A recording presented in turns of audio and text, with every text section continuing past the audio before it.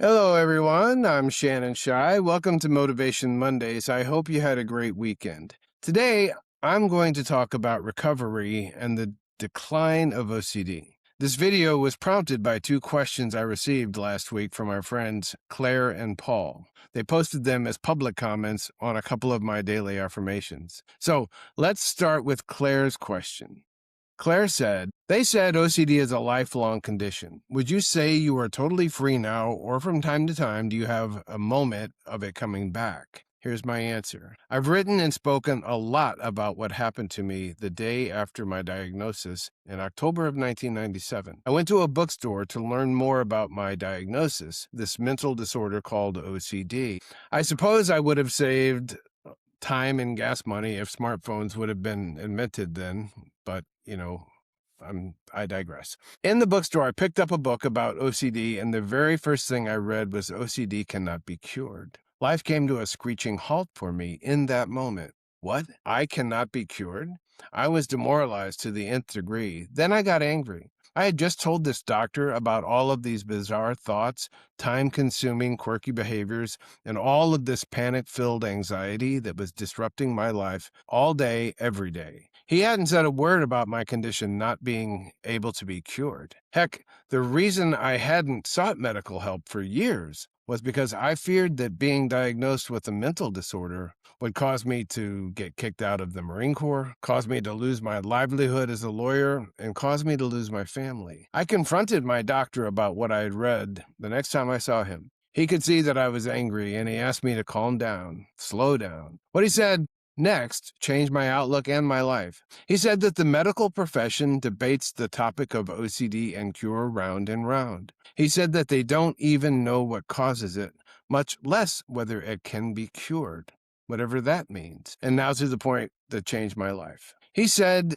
that while OCD may be chronic, what he wanted me to know was never to forget that the medical profession knows that people with OCD, even severe OCD, can learn to lead a life that is virtually symptom-free. He said it is possible to get better. In that moment, I told myself that if that is true, I will do whatever it takes to get there. And if it is so that I can never be totally free of OCD, then I will redefine the word cure for my own purpose. Compared to the daily hell I was going through, I determined that it would be good enough just to get to a place where OCD does not adversely affect my life. I was put on a selective serotonin reuptake inhibitor, or SSRI, and my psychologist gave me some basic advice about what to do. I didn't undergo exposure and response prevention, ERP, therapy, or acceptance and commitment therapy, ACT. In fact, those terms were never mentioned to me. My psychologist called it behavioral therapy. I won't go into all of the details about how I developed my strategy right now and the painstaking effort of implementing it, but today, suffice it to say that I simply changed my perspective and figured out what I was doing that was making OCD stronger, and then tweaked the advice of my doctor and started doing things that I thought would make OCD weaker. I failed a lot initially. I learned from those failures and then progressively started piling up more wins than losses. After about 6 to 9 months of implementing the strategy consistently, I started to feel positive change. After about 15 to 18 months, I started to feel like I was on top of the disorder. I didn't declare victory. I just kept implementing the strategy each time OCD tapped me on the shoulder. The thoughts, images, urges, and feelings, and the related anxiety and compulsions, they seemed to be diminishing both in intensity and frequency.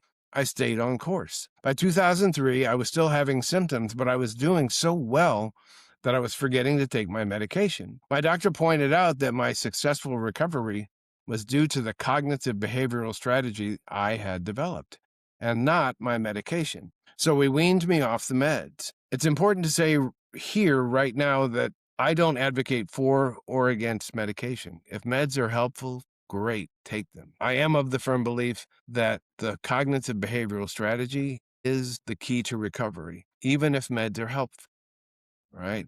So I haven't seen a doctor or taken medication for OCD since 2003. I continued to have OCD symptoms, but it wasn't adversely affecting my life. Until recently, the last true episode I remembered having was in 2010, when I was in Hawaii on business. It had been a while before that time that I had had an episode. I then had a long reprieve from 2010 to just a couple of months ago where I did not have symptoms. Even if I saw or read an old trigger, or even if I got a random thought that once would have sent me over the edge, there were no intrusive repetitive thoughts, images, urges, or feelings, and no related anxiety or compulsions. During that period, I often was asked whether I was cured. My answer was consistent. I don't have to say I'm cured.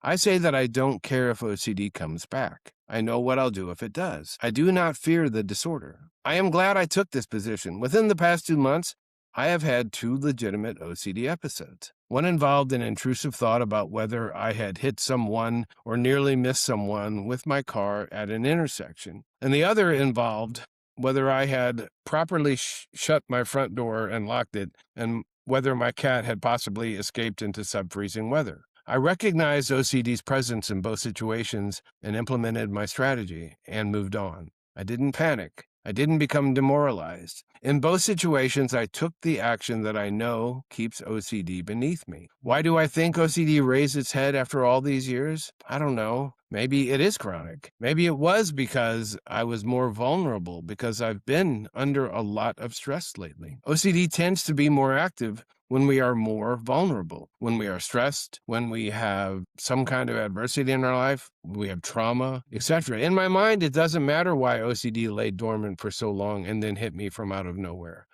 I know what to do. Again, I do not fear the disorder. And now to Paul's question. Paul, how long did those recent episodes bother you for, if you don't mind me asking? Minutes? Hours? My answer, once I had attributed the thoughts and anxiety to OCD and took action, it was probably just a few minutes that the thoughts and hints of anxiety stayed. I know that I didn't perform any physical compulsions. I probably ruminated a bit, but once I was aware that OCD was tapping me on the shoulder, I decided deliberately that I wasn't going to ruminate about it, and I moved on. Here's the moral of this whole thing. OCD is treatable. It doesn't matter if it is chronic. Arm yourself with a strategy and implement it. It is your sword and shield forever. You don't have to fear this disorder. OCD can be defeated. I'm with you. Let's go.